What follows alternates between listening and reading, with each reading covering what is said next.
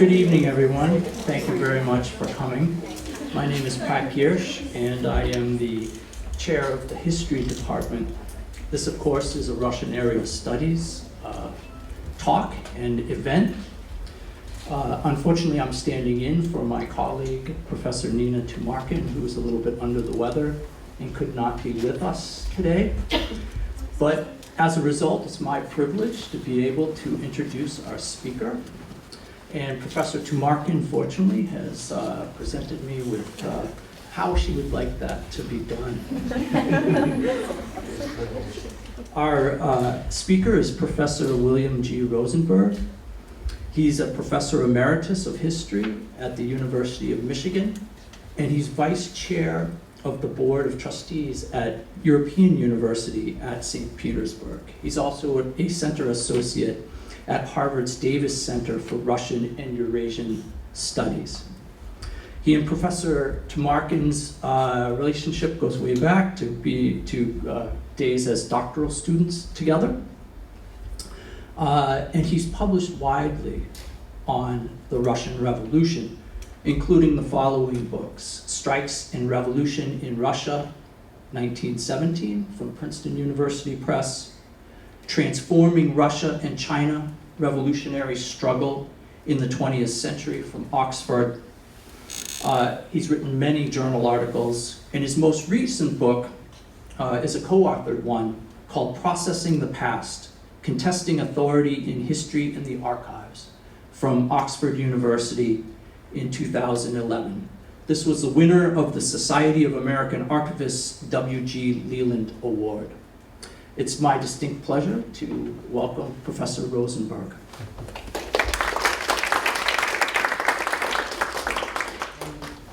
This is October 25th. By the old Russian calendar, this is the day the Bolsheviks seized the Winter Palace and power and established the Soviet state.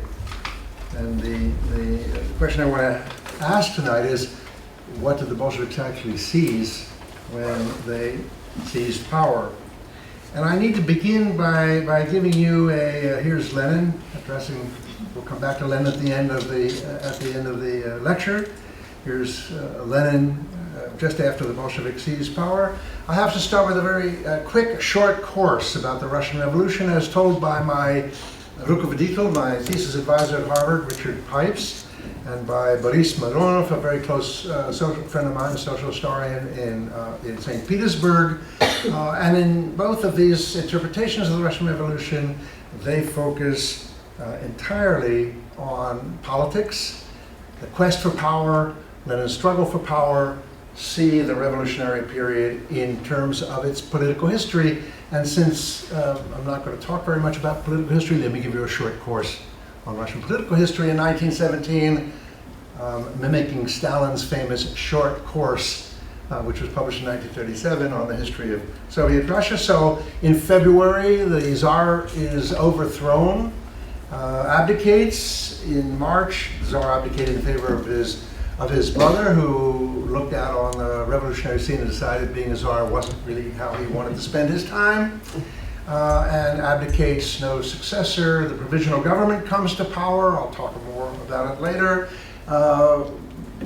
Provisional government initially of lawyers and liberals. These are synonymous in the period, along with the Council of Workers and Soldiers Representatives, or the Soviet. In Russian, Soviet means council.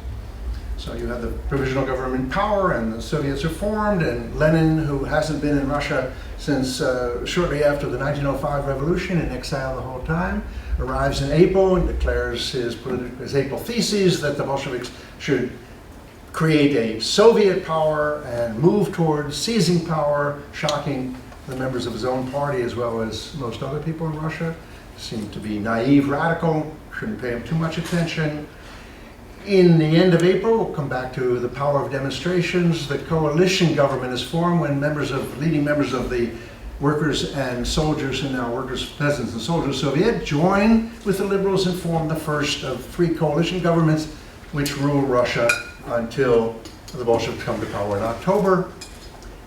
In May and June, the great effort is to bring peace and end the war, and the best means of doing that, it seems to me, it seemed to them, was to win the war, and Alexander Kerensky, who is now Minister of War, leads the Russian army onto offensive, the June offensive, the Kerensky offensive, which after some initial success fails dismally, and it's followed almost immediately by a new uprising in July in St. Petersburg, where workers and others demand that the Soviets take power, but the Soviets refuse to take power unilaterally.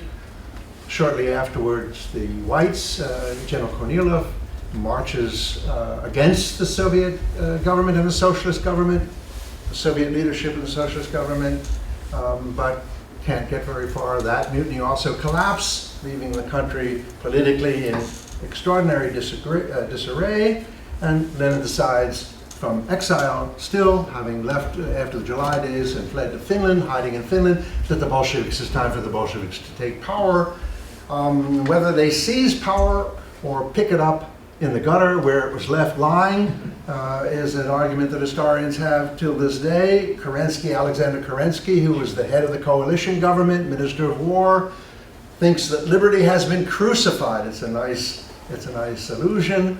Liberty has been crucified. Kerensky thought he was a little bit like Jesus in this analogy, and wrote this well-known book about the crucifixion of liberty, that the Bolsheviks, had they not moved against a free democratic republic bathed in liberty, founded in liberty, Russia would have lived happily ever after. The Bolsheviks seized the government, and this begins the start of a catastrophic civil war which lasts until 1921, where life devolves into catastrophe until the final Bolshevik victory over the White armies, peasant uprisings, Kronstadt sailors mutiny, mutiny and uprising of workers in St. Petersburg, crushed by the Bolsheviks, and the Bolsheviks are left the last force standing.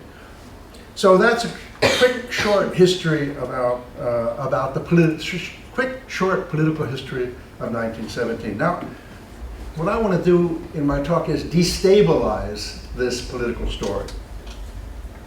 I want to destabilize the political story not because politics were not important to the specific outcome of the revolution, and not because Lenin himself did not play a crucial role in the outcome of the revolution, but because it obscures the focus on politics reflected in works like those of Professor Pipes and Professor Mironov in St. Petersburg and in Cambridge. It obscures the very problems that brought the revolution into being in the first place. The problems that were part of a larger conjunctural moment. The conjunctural moment one can see in terms of modernization pressures, which led to, in various ways, to efforts to reform the government in 1905 and the aftermath of the 1905 revolution in Russia, of the failure of the reforms of 1905, or the conjunctural moment which really begins, in my understanding of the revolution, with the declaration of war in July 1914, the beginning of World War I. So you can take a longer view of the conjunctural moment and say, as some historians do, you can't understand the revolution without understanding modernization and the revolution of 1905 and all the rest. But you can also take a view which looks at the more proximate elements of this conjunctural moment, which is the inability of the regime and society at the beginning of 1914 to cope with the stresses that the war presented. Now, the war presents big problems that I will come back to in just a moment. But if we are to understand 1917, and by extension modern revolutionaries elsewhere, we need to look at the revolution not only in terms of the big problems that I will discuss, the problems it confronted, but the kinds of power that were available to each successive regime to deal with these problems. Now, when I say kinds of power, I have in mind formal power, which is represented in the slide by, on the right, it looks like an ordinary parliamentary gathering on the right. This is the new cabinet. being formed, representing the new regime, absolutely representing state and institutionalized power. And on the left, the Duma, which created the committee, the Duma committee, that assumed the responsibility of the state. We can think of this as formal power, institutionalized power, positive in the sense that these largely lawyers, well-educated, these people had a very clear program of what reforms were necessary to deal with the big problems. And they thought in Western European terms of reason and rationality. They wanted to displace the ineptitude, administrative ineptitude of a faith-based czarist system with the elevation of the best and the brightest into positions of competence and administrative responsibility, relying on rational policies, competent, responsible officials to solve the big problems. And they took their point of argument by a steadily increasing criticism of the way in which the old regime from 1914 onward was unable to effectively prosecute the war. And this is the group that forms the first provisional government, but it's also represented in the leadership of the Soviets that I talked about, also attorneys, also well-educated. And when the first coalition is formed in April, at the end of April, and then the rest of 1917, the political power is shared between Soviet leadership and the government in terms of a coalition regime, these are the people who had the plans and the reforms and the state-based power to effect them. But there is a different kind of power that we need to pay attention to. And this is the power of insurrection. This is the power imminent in massive demonstrations. This is the power that is vague in its purpose, but very forceful in its emotional commitment, its emotional energy. The February Revolution comes to be because of the massive protests beginning with women during International Women's Day on February 23rd, 1917, and then spreads very quickly to a point where for 6 or 7 days, as many as 800,000 people are flooding the streets in St. Petersburg. This is a power of demonstration that had already found some expression in 1915, in December of 1915, when the Minister of the Interior warns the Tsar after women are protesting the absence of food over the Christmas vacation and demonstrating, warns the Tsar of violence, of pogroms, of discontent. We have to do something. The Minister of Interior even suggests that Russia might be on the brink of a catastrophe in the sense that it's not being able to manage these large demonstrations already in December of 1915. But by 1917, the protests are so massive that even when the regime, that is the old regime, the military commanders bring troops in to try to contain this revolution, the troops themselves, the garrison soldiers themselves, says, we can't suppress 800,000 people on the streets. We can begin shooting, but it's going to make things worse, and they refuse to shoot. Now we need to pay attention to the power in insurrections. Judith Butler writes that it is not required that everyone read Marx. All that is required in an insurrection is a sense that living within a particular regime, whether a political regime or an economic regime, requires suffering in intolerable ways, and understanding that no one should have to live under these conditions. And here are the demonstrations. On the upper right is the Soviet, the first massive meeting of the Soviet. On the left is Nevsky Prospect, the main boulevard. There is some goal here, the land rights for the peasants here, but that's a kind of vague goal. And you can see these are women marching on Nevsky Prospect in the lower corner as well. And here are the garrison soldiers who also join the demonstration, refusing to shoot. And there is enormous power in this. Tak žít další nelze. We cannot live like this any longer. 3 three slides which kind of represent the power of the war, the power of Russian poverty insofar as it affected many urban dwellers, drunkenness in this case, drinking in a factory, and Russian peasants in the countryside. Now you can think of this as negative power if you want. It's not so much what demonstrators are for in a clear sense, liberty, freedom, democracy, whatever that means, these vague concepts, but it's really what they're against. And what they're against can't even be clearly articulated. It's against the way things are. We need to make things better. Both of these very different forms of power create the February Revolution. And the task of those responsible for former power in the provisional government and in the Soviets is to try to make sure that the reforms they implement contain or respond to this very different level of power that exists from below and that at any moment can flood the streets once again.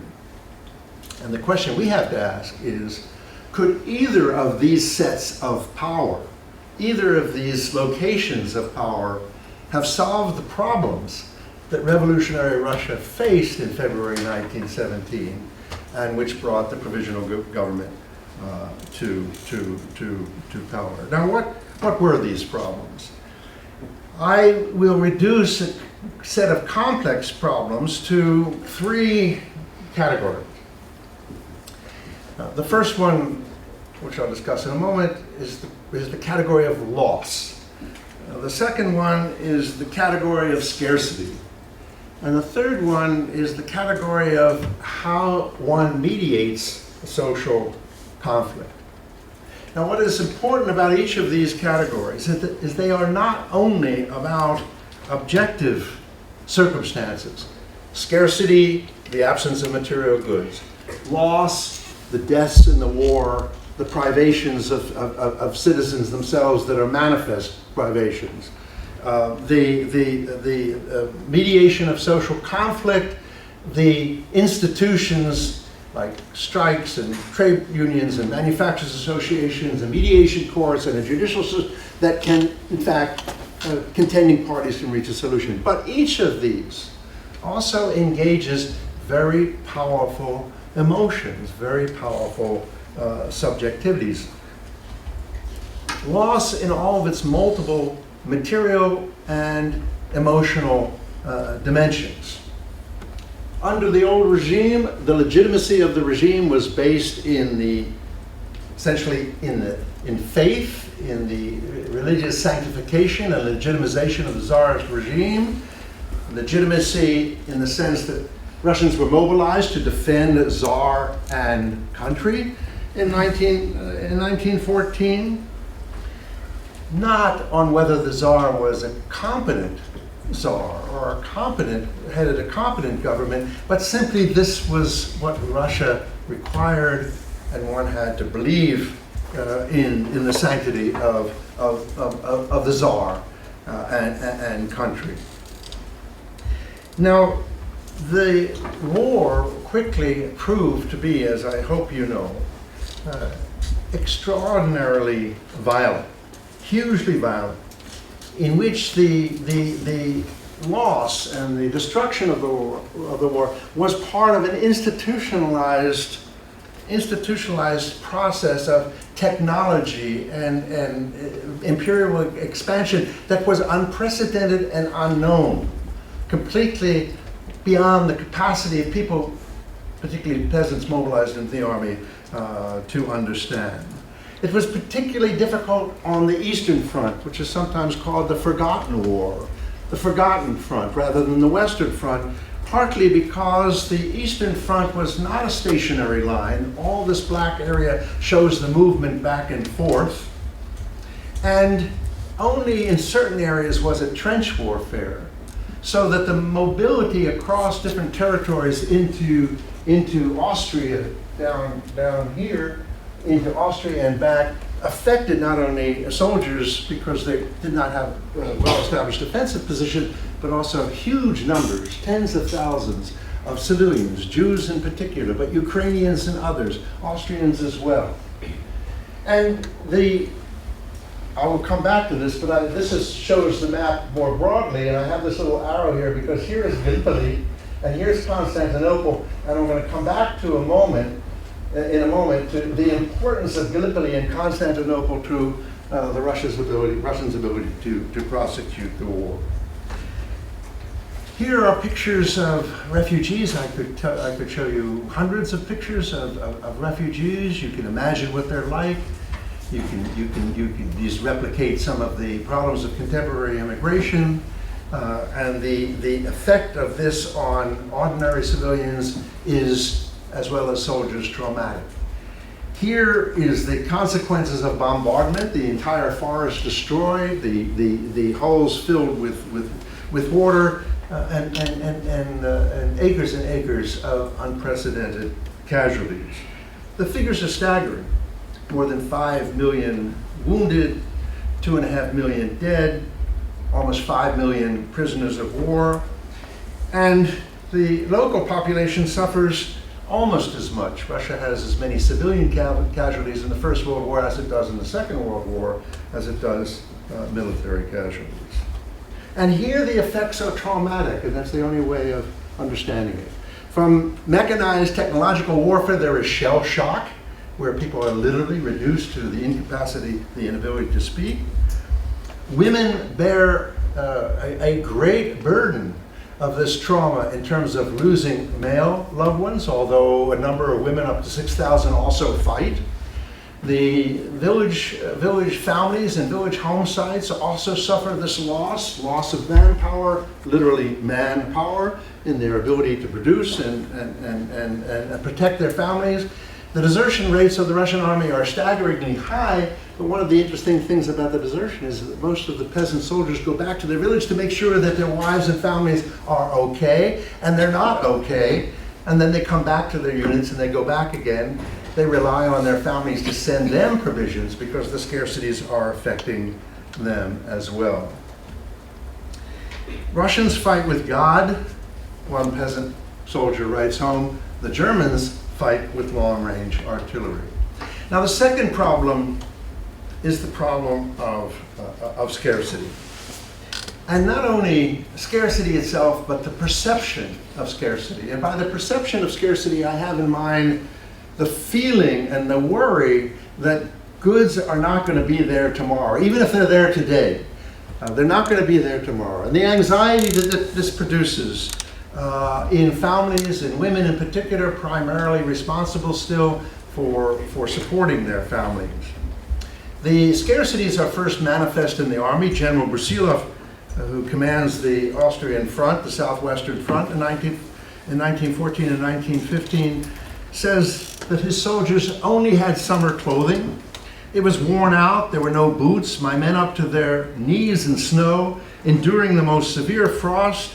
They had not yet received their winter kit. I consider this as nothing less of a crime on the part of the commissariat at the front, and I told the soldiers they should use their own money to go and buy the clothing that they needed. But of course the soldiers didn't have money except if it was sent to them. And so they took the stuff that they needed, as did the army in many places. The army was supported by local populations through a policy of requisition and confiscation.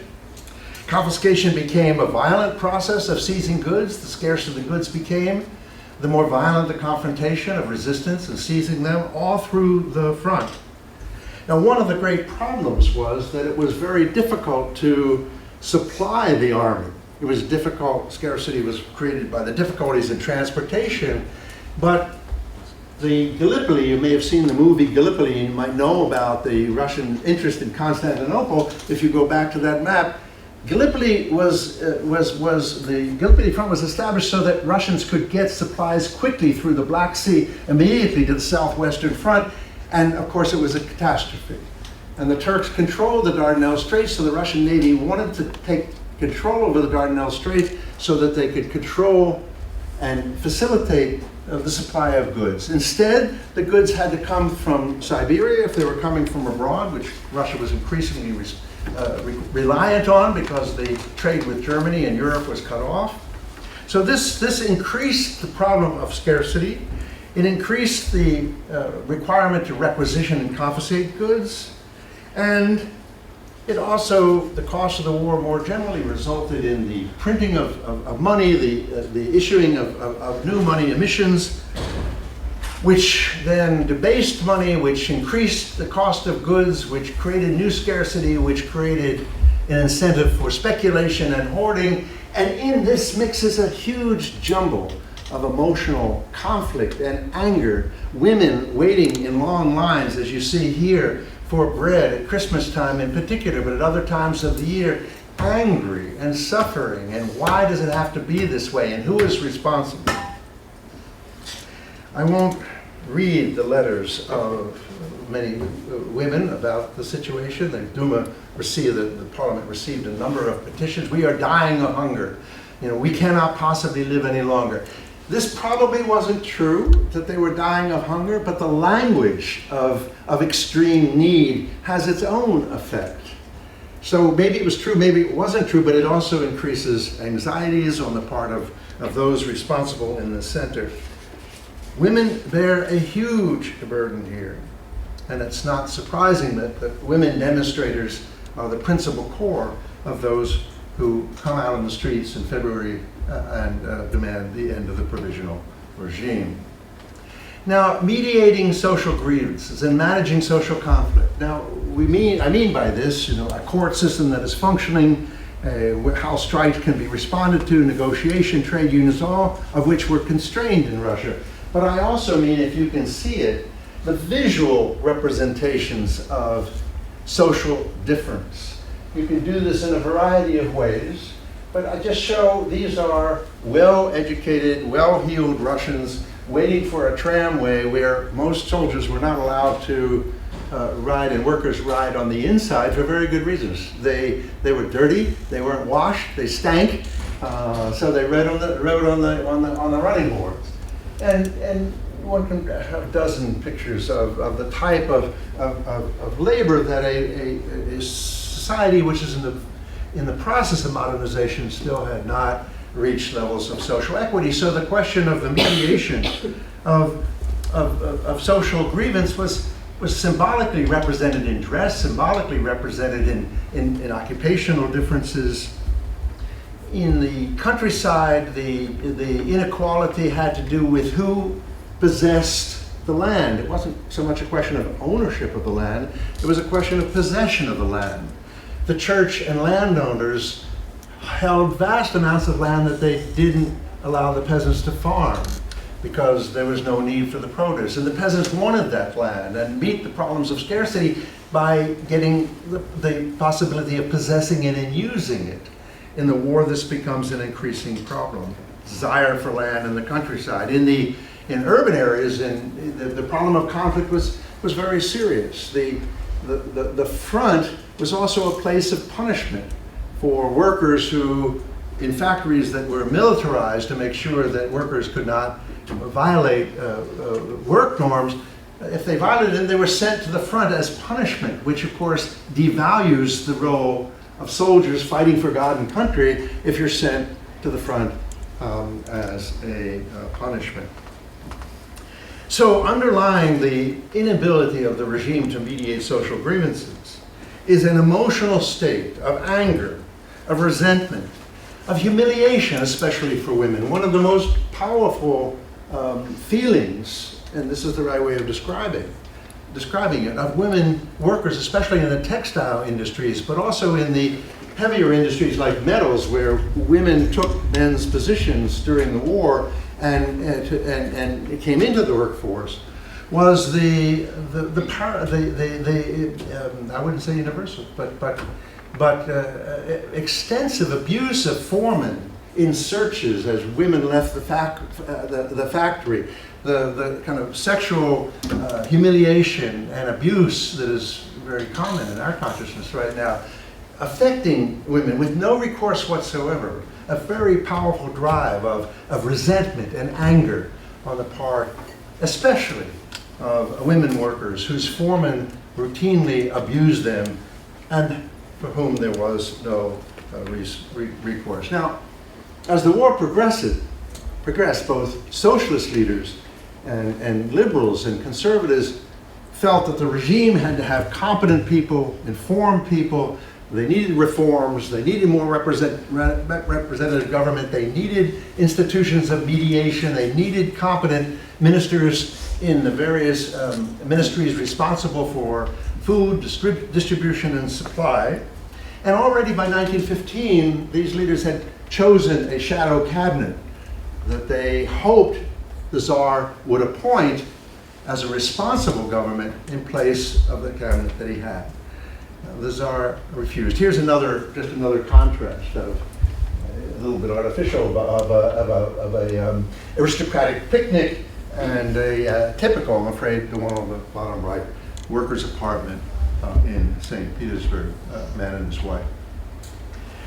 Now, you already had a good short course on the Russian Revolution itself, February 1917. So who comes into power? In both the Soviet system, these councils of workers and soldiers deputies, and soon expanded to workers, peasants and soldiers deputies, as well as the state-centered formal power of the provisional government, come the best and the brightest, well-educated attorneys, many of them professionals experienced in the rural councils, which had struggled against illiteracy and to raise educational levels. Reformers that go back, whose pedigrees went back several decades, if not longer. And the new government's legitimacy was based on the idea, since the revolution brought them to power, that they could rationally solve the problems that I've very briefly and in a reductive way outlined. And supported by the demonstrative power, or the power imminent in these demonstrations, which hoped that things would get better. So the legitimacy of the regime was rooted on its ability to solve these problems or address these problems, and at the same time to meet the hopes that were expressed for liberty, for freedom, for betterment, to live in a way that was possible to live, led largely but not entirely by women in the massive demonstrations. Now, what were the goals, that the hopes? The hopes are fairly easy to live. Long live the Democratic Republic. What does that mean? You know, what did democratic mean? No one really quite knew, but it was good. It wasn't czars. Down with the old world. That's perfect, you know. Land and freedom, good. An old Russian radical slogan. Zemlya volya, land and freedom. Wasn't quite clear whose land or how it was going to work. No program there. Full equality for women. Absolutely, that was unequivocal. Land of the people, okay, same problem. I think I may have had that twice. Peace for the entire world. Why not? Expectations. It reminds you of demonstrations. Some of you may actually have participated. No, I guess you're not old enough to have participated. You can see it in the Vietnam series of what these demonstrations were like. Peace in the entire world and all the rest of it. How you get there, that's the big problem. And here's, wonderful, these are women. And the slide says that the women are not, if women are slaves, they will never be free. Long live the equality of women. And this is a very, very powerful part of the march. Revolutionary spirit, I would say, and demonstrative power. Hail to women, fighters for freedom. By the way, I shouldn't have put France up here because it deprives me of the opportunity to ask you whether you knew when women got the right to vote in France, and the answer I already gave away. Not a very good lecture technique. 1945, women's suffrage in the United States, 1920, and already the women in St. Petersburg, absolutely at the head of this effort. Now, how do you apply rational solutions to this complex of very difficult problems? There is not much difference between what the Soviet leadership, that is the leadership of the councils, and the provisional government leadership, that is the formal leadership represented by state power, there was almost no difference in what they thought needed to be done.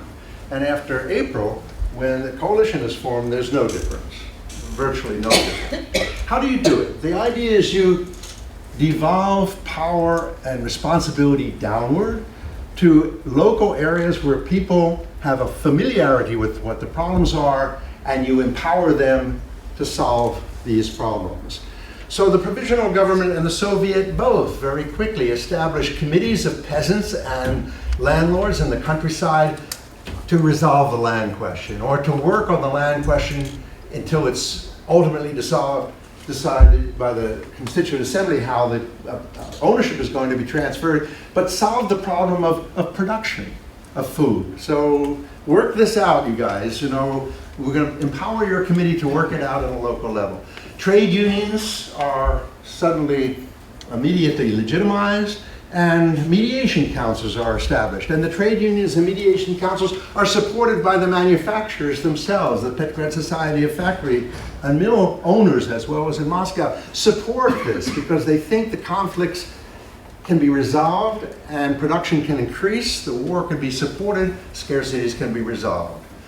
The provisional government establishes a Ministry of Labor, the first Ministry of Labor of modern European government, and it's headed by a socialist. And one of its most important departments is the Section for the Resolution of Labor Management Conflict, and it's headed by Mikhail Skovalov, a radical socialist, or a moderate socialist, not a radical socialist, but someone who is clearly determined to try to solve this problem, and in the course of several months tries to resolve more than 600 or 700 conflicts. Strikes become legal instead of illegal. The strikes themselves under the Tsarist regime were not formally illegal, but it was illegal to organize a strike, which was the same thing. Fixed prices on goods. So how do you solve the problem of inflation? You impose fixed prices so there won't be any inflation. New income taxes, especially on the wealthy, which had been prepared by the Tsarist regime but deferred, to stem inflation and efforts to raise new revenue by loans from abroad, which are refused because the Russian government had already borrowed to its limit, and inflation. So the loans were refused, so the government tries to raise money internally, and the languages of extreme need are not extinguished. So this says, you know, add to these special rations that go to families of soldiers, defenders of freedom and people's peace, or the peace of peoples, because these rations are insufficient. But the families in the countryside of where there were no soldiers and where there were no special rations as a consequence also were very resentful because they were suffering just as much, they felt. And so this conflict about solving this particular problem leads to more protests about inadequacies and scarcity. Now, a key here is to bring the war to an end. If the war could be brought to an end quickly, then the problems of scarcity would almost immediately be mitigated. The costs would immediately be constrained. The regime would have more resources. But how do you do this? Very early on, the Soviet leadership and the government itself agree, although there's some conflict about this in March and early April that leads to the resignation of the first liberal foreign minister, agree that the revolution will pursue a war without annexations and indemnities, pursue the war to defend the revolution so that the Germans cannot take advantage of the revolution and march into St. Petersburg and restore the autocracy. So fight to defend the revolution. And Kerensky, who emerges as the Minister of War, as a very charismatic figure,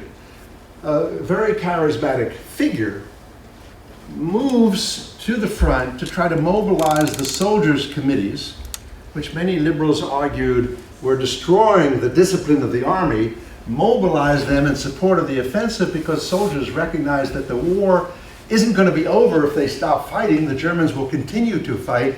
They need to go on the offensive in coordination with the Allies on the Western Front and defeat the Germans and Austrians and bring the war to an end. And the cult of Kerensky begins to develop. It develops almost immediately in February. Kerensky, this charismatic leader of the Soviet, but by April and May, while Kerensky's going around the country rallying soldiers to fight in defense of the revolution, you can see him here. While that is happening, the scarcities replicate, red lines repeating. People who are on strike find that the settlements that they reach don't last very long because inflation is continuing, and the settlements are no longer valid. If you get wage increases and inflation immediately wipes out these wage increases, then there's no effective recourse. The Kerensky offensive is a disaster. The Russians go on the offensive for about 5 or 6 days and are then turned back by the Austrians and the Germans. And while they were willing to fight offensively, they're not willing to fight defensively, and they run and desert, and the army basically falls apart.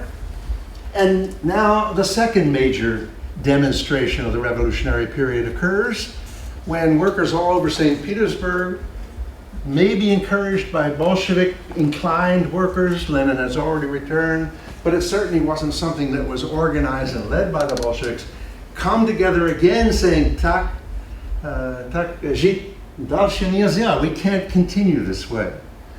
Now the government tries to use the force that has a legitimate claim to it in its own mind as being the power of the state to suppress the demonstration, and for the first time the demonstrators are shot or fired upon.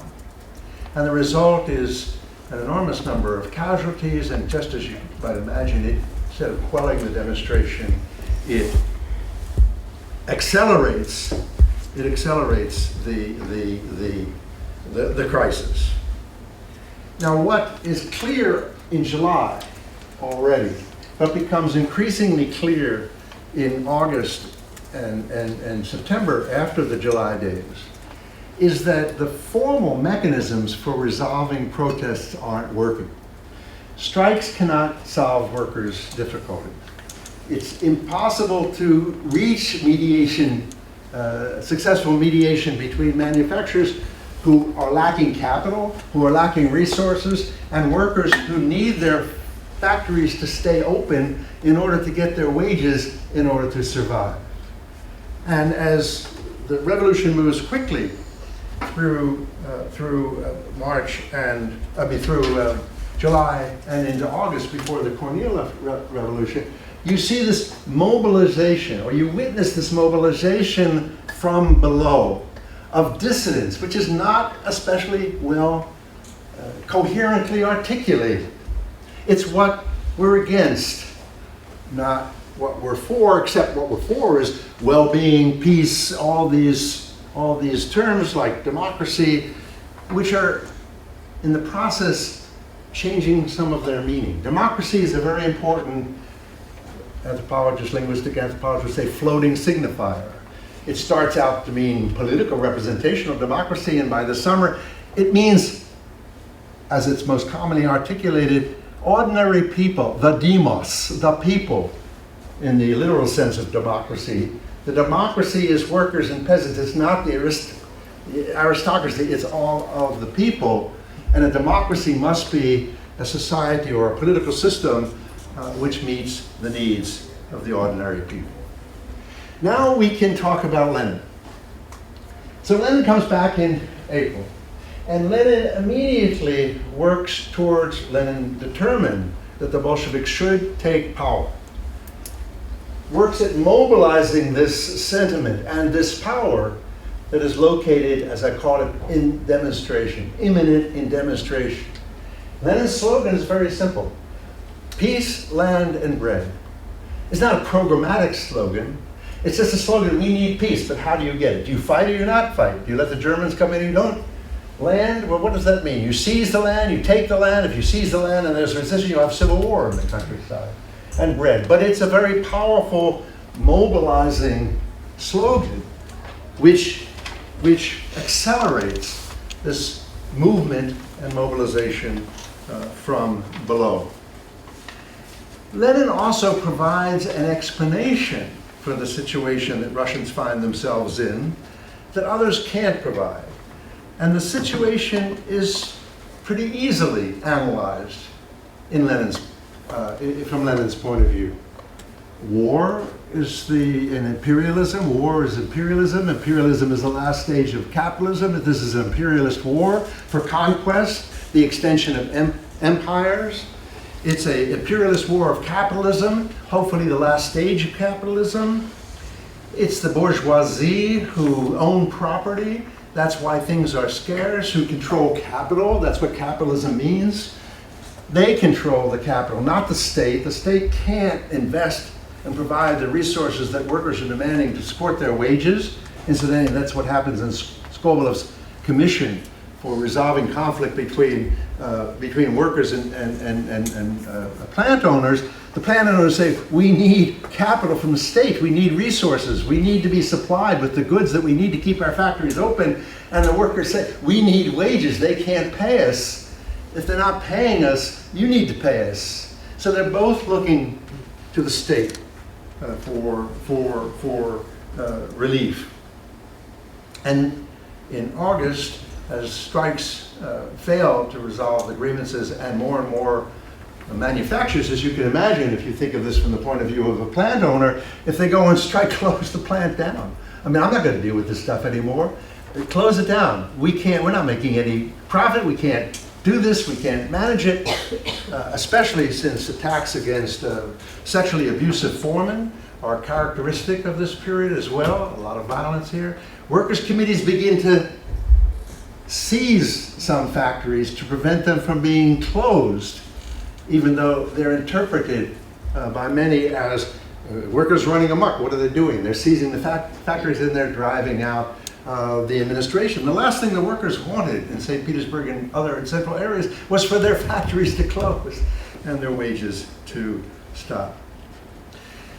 So here legitimacy shifts to function and performance, and the regime is not performing effectively, it's not functioning effectively, and soon down with the capitalist ministers becomes part of the demonstration.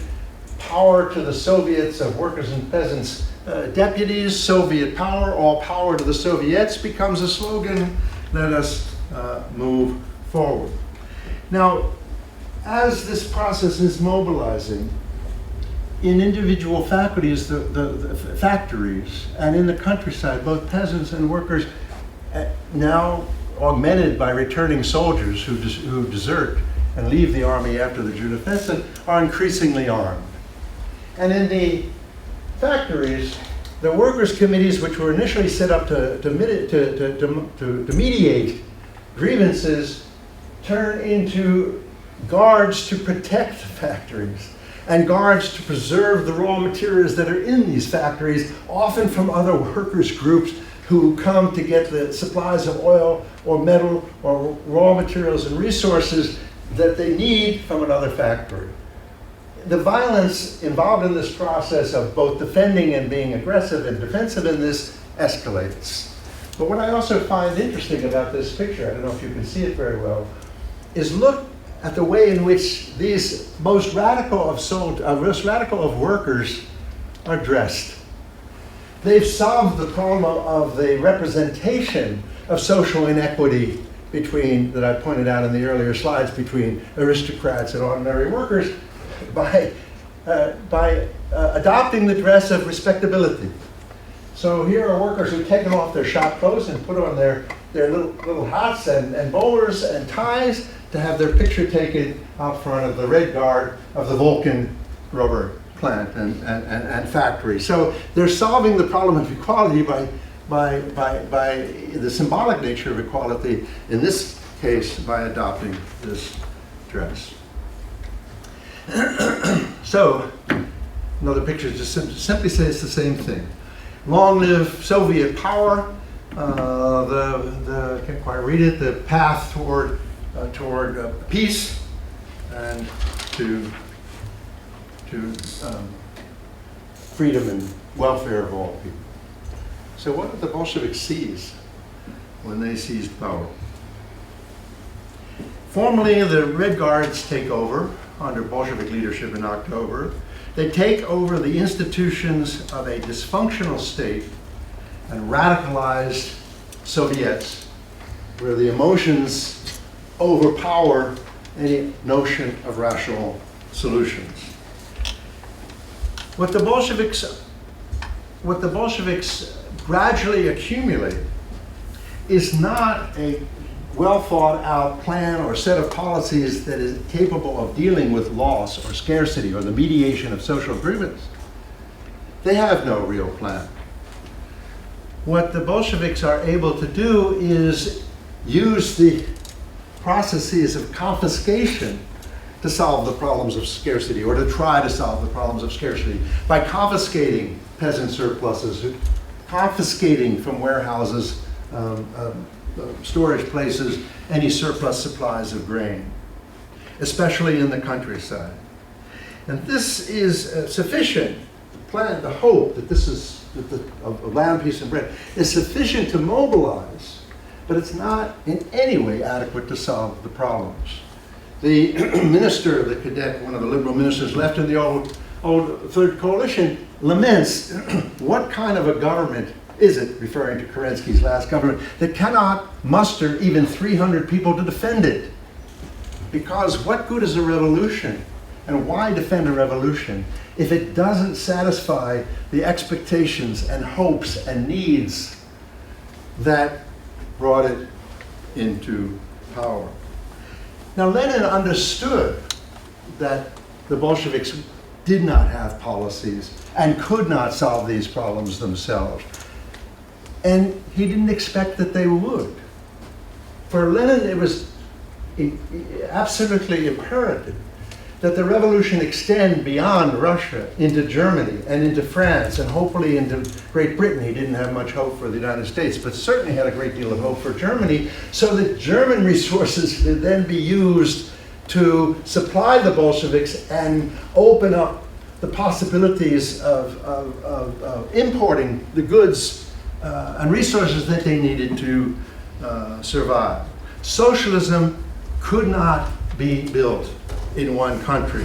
The revolution had to be an international revolution, which of course combined and married necessity with Lenin's own ideological conception of the Bolshevik Revolution leading the world to a more rational, this is very important, rational stage of historical development, where nation states and the interests, parochial interests of nation states would dissolve in favor of the uniform interests of all peoples in all states, regardless of whether or not they were German, French, or what their nationality or ethnicity was.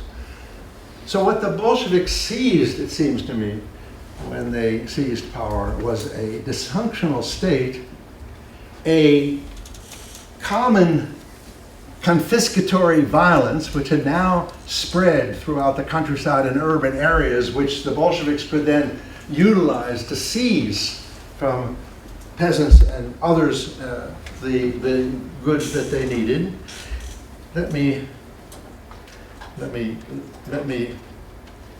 Let's listen to, let Vladimir Ilyich himself tell you, what the Bolsheviks seized when they seized power.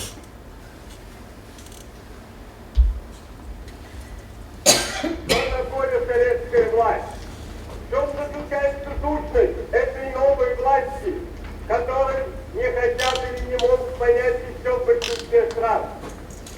Сущность ее в привлекательности к себе рабочих каждой страны все больше и больше состоит в том, что прежде государством управляли так или иначе богатые или капиталисты, а теперь первый раз управляет государством, притом в массовом числе, как раз те классы, которые капитализм угнетал.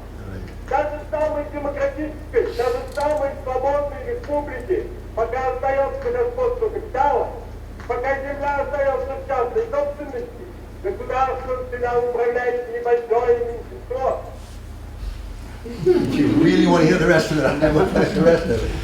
But if you listen to what Lenin is saying, and you hear it respond to these, let's call them primal hopes and wishes, but absolutely without any policies or carefully thought out programs of how to proceed, you get some sense of the mobilizing power of the early Bolshevik regime and its inability to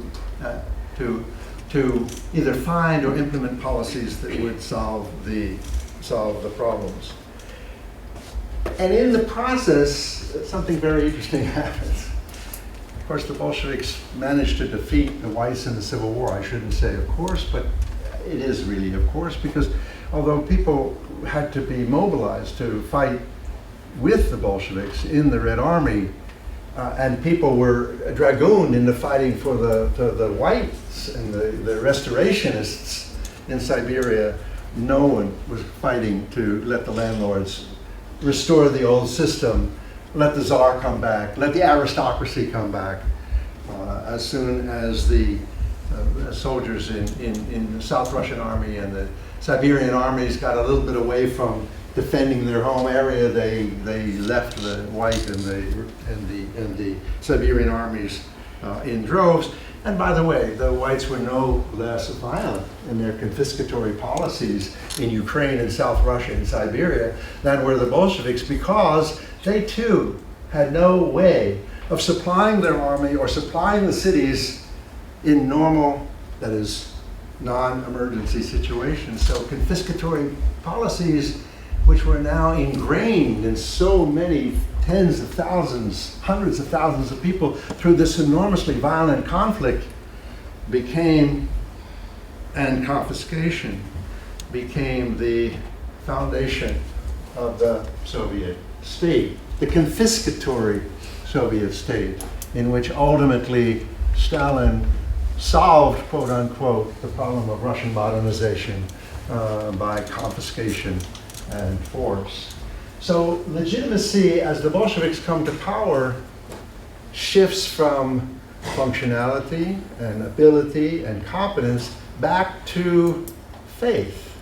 That is, Lenin's going to do it. The Bolsheviks are going to do it. We don't know how they're going to do it. That Lenin and the party have to be right, as Trotsky said, because history knows no other way for the realization of what is right. So even if the party isn't quite right, you can't be right against the party. And this is a faith that history is moving in a certain rational direction.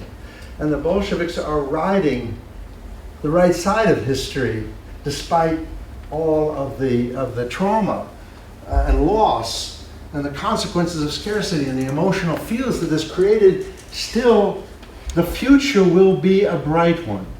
It'll be a bright one because history is moving in a rational direction. And we, the party, and Lenin, the leader of the party, knows the direction that history is moving and is leading us in the proper direction, and one cannot be right against history. Until, I would say, in my last comment, until the 1970s and 1980s. And once again, scarcity, the problems of material well-being, voices of extreme need begin to be heard, and the legitimacy of the government is again tied to its competence and its function, as history is not proving to work the way that Lenin and the Bolshevik Party insisted that it would work, and faith in the party and in history itself begins to dissolve. History matters enormously in the 1970s and the 1980s because it isn't going where most Russians have been taught and expected that it would go, and have followed the party as it was leading them in that direction. So I should stop, but I want to say one more thing. Is there a broader historical lesson here? Is there any comparative, anything one could say about the comparative implications of this? I would only say this. Scarcity, loss, and emotional deprivation may drive authoritarian outcomes more forcefully than any lust for dictatorial power. If you look at the Soviet Union in the 1990s, and you find scarcity, and you find this emotional level of grievance and even grief, because what was lost in the 1990s was a sense of dignity and sacrifice that was worthwhile, and now people are told it wasn't worthwhile after all.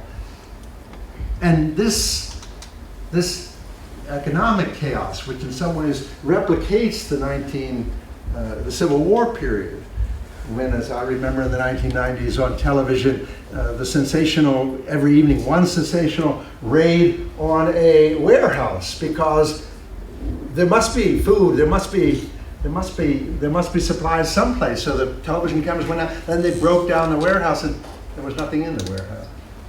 Or when I was in Moscow in 1992 and there were no matches. Why were there no matches? Moscow was out without matches. You couldn't buy matches, this most simple object, for more than 2 months. Why? Because prices were liberalizing and there was hoarding and there was speculation, and the only aspect of this that was somewhat comforting was, unlike the revolution in the Civil War period, no one blamed the Jews particularly, even though Jews were disproportionate in the failed efforts of the Yeltsin reforms of this period. As a consequence of the absence of matches, people in Moscow, where I was and where the shortage was, solved the problem by leaving their gas stoves on, because there was no way to light them unless they had the automatic thing. And in the 2 months that there was a shortage of matches, Moscow ran out of supplies of natural gas. So it escalated. So my point is that these scarcities and loss and emotional fields of deprivation can drive authoritarian outcomes much more forcefully than any lust for dictatorial power, even though the dominant narratives about revolution still, at least among most analysts, focus on politics and who holds the offices of formal power. Well, I appreciate your patience, and I've talked about maybe 3/4 of an hour more than I should have, but thank you for your patience.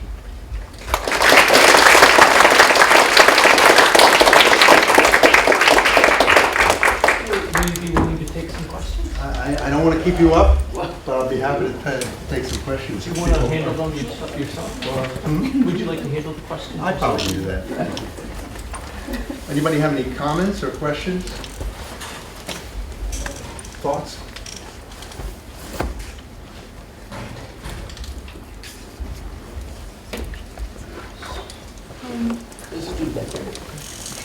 When you were talking about the Eastern Front, you said Jews and Ukrainians. Was this like a lapsus, or you really thought of Jews as a separate category? Jews and Ukrainians in a separate category? Yeah. I said Jews and Ukrainians because if you go back to that, much of Galicia, Ukrainian, they were called Ruthenians then. This was not part of Russia, it was part of Austria, which is like Lviv, the large city of Western Ukraine, was Lemberg, part of the Austrian Empire. When the Russian troops under Brusilov and others marched into that territory, which is a very vulnerable territory, they fed and clothed themselves off the backs of Ukrainians. But Jews were particularly vulnerable not only on the Ukrainian front, the southwestern front, but on the northern and northwestern front, where the Tsarist armies went into the Pale of Settlement into the Polish area in particular, and regarded in both the Austrian front and the German, largely German, although they became commingled, regarded Jews as extremely suspect. Why? Because they preferred to live in Austria than in Tsarist Russia for all sorts of obvious reasons that had to do with the Kishinev pogroms and everything. And many of them had left Ukrainian areas and moved into this more safe region. And Poland, believe it or not, was more tolerant. Lodz and places like that, large numbers of Jews. And the Russians thought the Jews preferred the Germans and the Austrians and treated them as spies. In any case, if they didn't treat them as spies, they treated them as untrustworthy. And the brutality was encouraged by the High Command. So the High Command also wanted to solve the Jewish problem, in a sense, despite the fact that large numbers of Jews were fighting in the army. And this was an enormous internal conflict.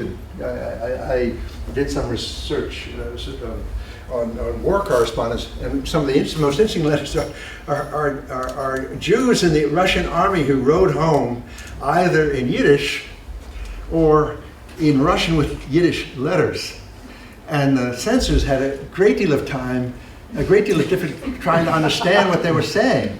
They couldn't read the Yiddish, and they didn't understand the communication, so they treated it as suspect. And they let the letters go through so that they could send Ochrana troops and police troops to the recipients and arrest the household that received this potentially subversive letter from Jewish soldiers. So that's why I singled out in particular Jews in Ukraine. Yes, I wanted to ask because the title of the lecture is what Bolsheviks seized when they seized power. I'm sorry. Oh, a little louder. sorry, it's my accent. Sorry. No, it's my. The title of the lecture is what did Bolsheviks seize when they seized power, and I was just wondering because I'm taking a history class right now about collective memory, and I was just wondering how the history of Bolshevism in Russia kind of influences current Russian people, the whole politics with Putin right now in Russia, and how it basically influences current politics and Russian society right now. Well, it's a very difficult question to answer. I taught a course in St. Petersburg a few years ago on collective memory with a Russian colleague of mine. And the students could do very well when we talked about American collective memory. So we could talk about, the collective American memory about the war between the states being a noble struggle for the preservation of the Union, but slavery disappears from the memory, and it disappears representationally, as you know about this conflict in terms of monuments, and it disappeared in the first anniversary in 1913 when finally a Southerner, Wilson, was elected, and the Northern and Southerners came together, and they were all white, but they were brothers in arms fighting for a noble cause. So American social memory they could understand. German social memory they could also understand. Look at the problem of reconstructing German consciousness at the end of the war. No one had a way of getting into the notion of what collective memory was like in the generations that lived through the Civil War and afterwards. So it's a wonderful and important subject, but it's a subject that there's been very little work on in Russia. I don't know how to answer that question. I don't really know what the collective memory was. So collective memory, as you know, if you're taking this course, is a very tricky thing. Though there is no such thing actually as collective memory. Societies are not people, and memory is an individual act. So one's individual memory is often conditioned by the way people around an individual talk about the past, and if they talk about it in forceful ways, it's very difficult to think, I remember that differently, without thinking, probably I don't remember it correctly. And the Bolsheviks were very concerned about this. There's a very good book by Joachim Helbach called Revolution on My Mind, which is the Bolshevik project, something like the Chinese project, Thought Reform Project, and then the Cultural Revolution of the 60s, but primarily the Thought Reform Project of trying to cultivate a particular form of memory. And if you read, as a student, if you read the way it was and your parents say, no, it wasn't that way, who you're going to argue against, your teacher or your mother and father. So it's a fraught subject, and the reason why it's a fraught subject is Soviet history itself is so incredibly fraught. You mentioned there were pretty extensive abuses against women in factories before the revolution. Say it again. You talked about the abuses against women Yeah. In factories before the revolution. Can you talk a little bit about their role in the workforce and how that changed? Yeah. So, one of the most interesting things about, I've done work on strikes in Russia, pre-revolutionary, revolutionary Russia. One of the most interesting things about strikes in this period is that the second most common strike demand, which is probably a demand you never see in the United States. The first was, of course, wages, and the second was for dignity. We want to be treated with dignity. Women were overwhelmingly the workforce in the textile industries. Women were rarely foremen in the textile industries. The abuses were common. They were rampant. And as I said, during the war, women are brought into the more heavy industries, and the abuses there were also rampant.